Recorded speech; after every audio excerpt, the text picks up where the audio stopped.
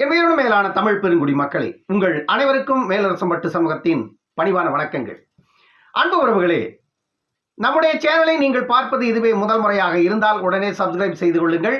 இல்லை என்றால் நாம் பதிவேற்றுகின்ற காணொலிகள் தொடர்ந்து உங்களுக்கு வருவதற்கு வாய்ப்பில்லை. நம்முடைய காணொலி பற்றின உங்களுடைய மேலான கருத்துக்களை தொடர்ந்து கருத்துரை பகுதியிலே தவறாமல் பதிவு செய்யுங்கள். அன்பு உறவுகளே, வாருங்கள் இப்பொழுது காணொலிக்குள்ளே செல்வோம். அன்பு உறவுகளே, அரசியலில் ஆர்வம் உள்ளவர்கள் இந்த காணொலியை தமிழ்நாட்டு அரசியலை கூர்ந்து கவனிக்கின்ற ஒவ்வொரு சாமானிய குடிமகனும் தயவு செய்து முடியும் வரை பாருங்கள். இந்த காணொலியில் மிக முக்கியமான ஒரு விஷயத்தை, தொடர்ந்து தேர்தல் வரும் பொழுதெல்லாம் தமிழ்நாட்டில் இருக்கின்ற மிக முக்கியமான அரசியல் கட்சிகள் செய்கின்ற உண்மையான உள்ளடி வேலை என்ன, இதை அந்தந்த கட்சிகளின் ஐடி விங் எந்த அளவிற்கு மற்ற கட்சிகளை டேமேஜ் செய்கிறது என்பதை இந்த காணொலியில் நாம் முழுமையாக பார்க்கவிருக்கிறோம். இதில் உண்மையாக தவறு செய்வது திமுக, அதிமுக, ஆனால் பழியை சுமப்பது மற்ற கட்சிகள் தமிழ்நாட்டில். இந்த விஷயங்களை பற்றி தான் இந்த காணொலியில் நாம் பார்க்க இருக்கிறோம். இந்த காணொலி முடியும் வரை முழுமையாக பாருங்கள். அன்பு உறவுகளே, அரசியல் களத்தில் மிக முக்கியமான ஒரு காணொலி இது. இந்த காணொலியை பற்றிய செய்தியை கண்டிப்பாக அனைவரும் தெரிந்து கொள்ள வேண்டும். 2024 நாடாளுமன்ற தேர்தல் வருகின்ற மார்ச் அல்லது ஏப்ரல் மாதங்களில் கண்டிப்பாக நடந்துவிடும். 6 அல்லது 7 கட்டங்களாக நாடாளுமன்ற தேர்தல் நடப்பதற்கான வாய்ப்புகள் இருக்கிறது.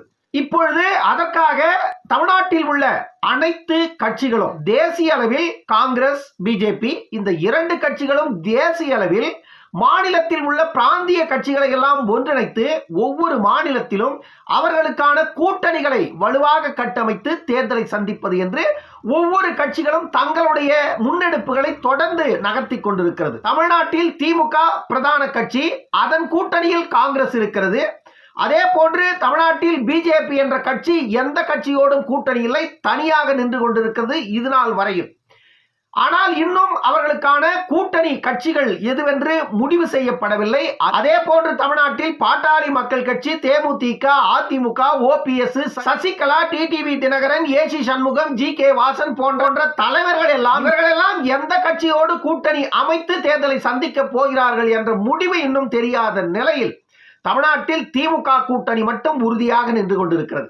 சமீபத்தில் பாட்டாளி மக்கள் கட்சி அவர்களுடைய பொதுக்குழுவை கூட்டி 2024 நாடாளுமன்ற தேர்தலை கூட்டணி அமைத்துதான் சந்திப்பது என்று அவர்களுடைய பொதுக்குழுவில் முடிவு செய்திருக்கிறார்கள். அதன் அடிப்படையில் பாட்டாளி மக்கள் கட்சியின் பொதுக்குழு கூட்டணி முடிவை எடுப்பதற்கான அனைத்து உரிமையும் மருத்துவர் ஐயா அவர்களுக்கு வழங்கி இருக்கிறது. மருத்துவர் ஐயா அவர்கள் எந்த கூட்டணியை உறுதி செய்ய போகிறார் என்ற முடிவுக்காக தமிழ்நாட்டில் உள்ள அரசியல் கட்சிகள் காத்துக் கொண்டிருக்கிறது. அதே போன்று பாட்டாளி மக்கள் கட்சிக்கு தமிழ்நாட்டில் உள்ள பிஜேபியும் தமிழ்நாட்டில் உள்ள அதிமுகவும் தொடர்ந்து நாள் தவறாமல் தைலாபுரத்திற்கு அழைப்பு விடுத்துக் கொண்டே இருக்கிறார்கள். எப்பொழுது என்று சொல்லுங்கள், உடனடியாக நாங்கள் வந்து விடுகிறோம் என்று மருத்துவர் ஐயா அவர்களுக்கு தொடர்ந்து தமிழ்நாட்டில் இருக்கின்ற பிஜேபியும் அதிமுகவும் மருத்துவர் ஐயாவுடன் தொடர்ந்து பேசிக் கொண்டிருப்பதாக சொல்லப்படுகிறது. மருத்துவர் ஐயா அவர்கள் இந்த நேரம் வரை இன்னும் எந்த கட்சியுடனும் கூட்டணி உறுதி செய்யப்படவில்லை என்றே தகவல்கள் வெளியாகி கொண்டிருக்கிறது. எந்த நேரத்திலும் கூட்டணிக்கான தகவல் வெளிவரும் என்று ஊடகங்களும் அரசியல் கட்சியின் தலைவர்களும் எதிர்பார்த்து காத்துக் கொண்டிருக்கிறார்கள். இப்பொழுது தமிழ்நாட்டில் ஒரு பெரிய உருட்டல்கள் சோசியல் மீடியாவில் ஓட துவங்கிவிட்டது. பாட்டாளி மக்கள் கட்சி அதிமுக கூட்டணியில் இருந்தா திமுக இந்த வேலையை செய்யும்.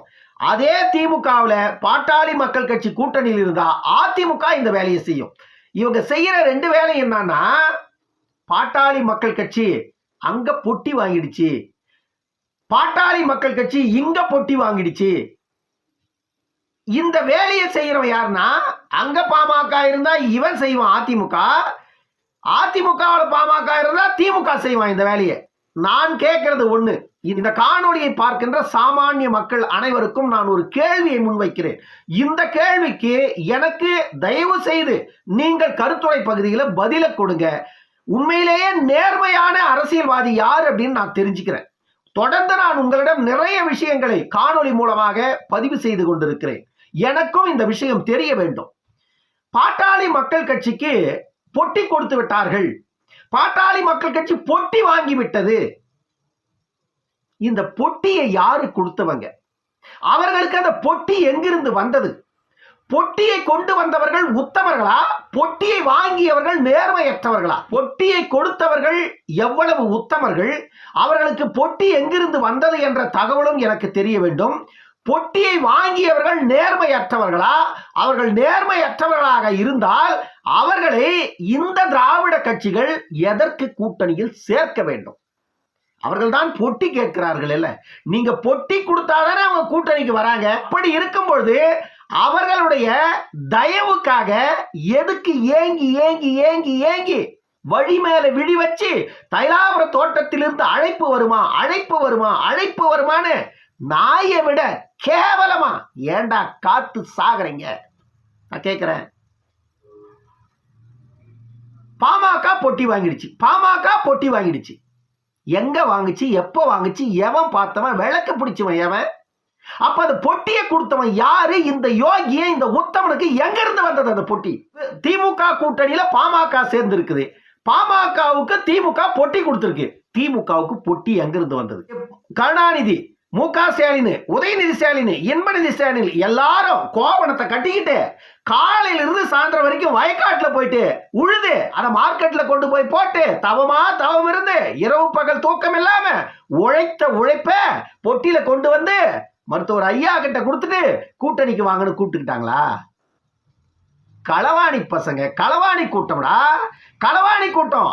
அவன் பொட்டியே கொடுத்தது உண்மையா இருந்தா கூட அந்த பொட்டியை அவனுக்கு எங்க இருந்து வந்திருக்குன்னு எல்லாருக்கும் தெரியும். பொட்டி கொடுத்தவன் அயோக்கியனா, வாங்கினவன் அயோக்கியனா?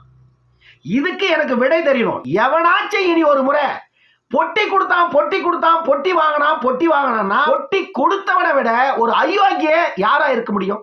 கொலை செய்தவன் குற்றவாளி. அந்த கொலை செய்வதற்கு காரணமாக இருந்தவன் கத்தியை கொண்டு வந்து அவன் கையில கொடுத்துவன். அவன் தான் A1 குற்றவாளி, இவன் A2 குற்றவாளி. இதுதானே நீதியே? இவர்கள் பொட்டி வாங்கியது உண்மையாகவே வைத்துக் கொள்வோம். நாம் பாட்டாளி மக்கள் கட்சி பொட்டி வாங்கியது உண்மையாகவே வைத்துக் கொள்வோம். ஆனால் இந்த பொட்டியை கொண்டு வந்து கொடுத்த உத்தமன் யார்? அவனுக்கு எங்கிருந்து வந்தது? அப்படி என்றால் இந்த திமுகவின் கூட்டணியில் இருக்கின்ற விடுதலை சிறுத்தைகள், இந்திய கம்யூனிஸ்ட், மார்க்சிஸ்ட் கம்யூனிஸ்ட், வைகோ, இந்திய யூனியன் முஸ்லீம் லீக், மனிதநேய மக்கள் கட்சி, இந்த கட்சிகளுக்கெல்லாம் எத்தனை பொட்டிகளை திமுக கொடுத்தது? இத்தனை பொட்டிகள் கொடுப்பதற்கு திமுகவிற்கு எங்கிருந்து வந்தது? பதில் இருக்கிறதா? இந்த பொட்டியை வாங்கினா, பொட்டியை கொடுத்தா, பொட்டியை வாங்கினான்னு பேசுற அத்தனை உத்தமனைய நான் கேட்கறது, இதுக்கு எனக்கு பதில கொடுங்க. திமுக கூட்டணியில எத்தனை கட்சிகள் கூட்டணியில் இருக்குன்னு தெரியும். அத்தனை கட்சிகளுக்கும் எத்தனை பொட்டிகள் இவர்கள் கொடுத்தார்கள்? அத்தனை பொட்டிகளும் இவர்களுக்கு எங்கிருந்து வந்தது? ஸ்வீட் பாக்ஸ் சொல்றீங்கல்ல, இந்த ஸ்வீட் பாக்ஸ் இல்லாம அவங்க கூட்டணிக்கு வந்தாங்களா? 2016 மக்கள் நல கூட்டணியாக தனித்து நின்ற அந்த கூட்டணி கூண்டோடு உங்களிடம் வந்து சேர்வதற்கு நீங்கள் கொடுத்த பொட்டி எத்தனை? அந்த பொட்டி உங்களுக்கு எங்கிருந்து வந்தது? பதில் இருக்கா? பதில் இருக்கா? இதற்கு பதில் சொல்லிவிட்டு பாமக பொட்டி வாங்கியதை பற்றி எவனா பேசுங்க. அப்படி இல்லை என்றால் பொட்டி வாங்கிச்சு பாமகன்னு எவனா பேசுனீங்கன்னா, இதற்கு பதில் சொல்லாமல் இன்னொரு முறை பாமக பொட்டி வாங்கினதுன்னு நீங்க சொன்னீங்கன்னா, அதையும் இந்த மாநிலத்தில் இருக்கிற மக்கள் நம்புறாங்கன்னா, அவன் எவ்வளவு பெரிய திராவிடத்தால் மடைமாற்றம் செய்யப்பட்டவன் என்பதை நாம் புரிஞ்சுக்கணும். தமிழ்நாட்டில் இந்த வேலை யார் செய்யறான்? தமிழ்நாட்டில் இந்த கலாச்சாரத்தை யார் உருவாக்கலாம்? திமுக, அதிமுக. அதே போன்று இன்னொரு விஷயத்தையும் நான் இங்க தெளிவுபடுத்துறேன். 1989 உருவானது பாட்டாளி மக்கள் கட்சி. முதல் 1989 உருவான பாட்டாளி மக்கள் கட்சி 1996 சட்டமன்ற தேர்தலை முதலில் தனியாக சந்திக்கிறார்கள். 1998 தான் பாட்டாளி மக்கள் கட்சி நாடாளுமன்ற தேர்தலில் கூட்டணி அமைத்தது. 1998 தான் முதலில் பாட்டாளி மக்கள் கட்சி அதிமுகவுடன் கூட்டணி அமைத்தது. நான் என்ன கேட்கிறேன்னா, இதுவரையில் பாட்டாளி மக்கள் கட்சி மருத்துவர் ஐயா இந்த திமுக கார வீட்டு வாசல்லையும் அதிமுக கார வீட்டு வாசல்லையும் போய் நின்னதாக வரலாற்றில் உண்டா? வரலாற்றில் உண்டா? எனக்கு கூட்டணி வேண்டும், நான் உங்களுடன் தான் கூட்டணிக்கு வரப்போகிறேன் என்று மருத்துவர் ஐயா அவர்கள் தைலாபுர தோட்டத்தை விட்டு போயஸ் கார்டனுக்கு போன வரலாறு உண்டா?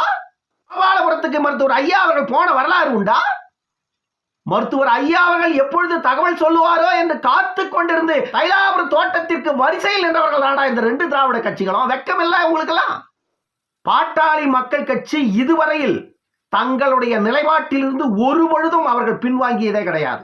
எந்த ஒரு தருணத்திலும் அவர்கள் அமைத்த கூட்டணிகள் மக்கள் நலன் சார்ந்த கூட்டணிகளை மருத்துவர் ஐயா அவர்கள் அமைத்திருக்கிறார். குறைந்தபட்ச செயல் திட்டத்தின் அடிப்படையில் தான் ஒவ்வொரு முறையும் கூட்டணி அமைக்கப்படுகிறது. பாட்டாளி மக்கள் கட்சி மட்டும், மற்ற இயக்கங்கள் எல்லாம் எந்த திட்டமும் கிடையாது.